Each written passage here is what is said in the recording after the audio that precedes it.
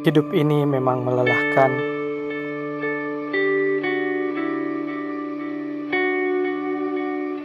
tapi tidak cukup untuk membuatku menyerah. Terkadang aku terlalu jauh darimu, namun engkau selalu menemaniku.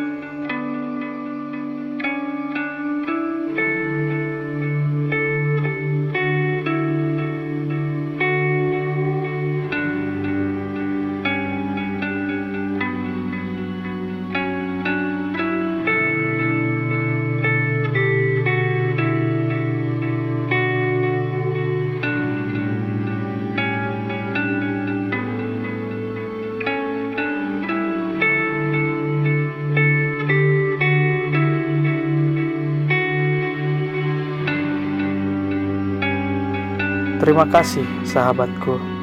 Terima kasih, ya Allah.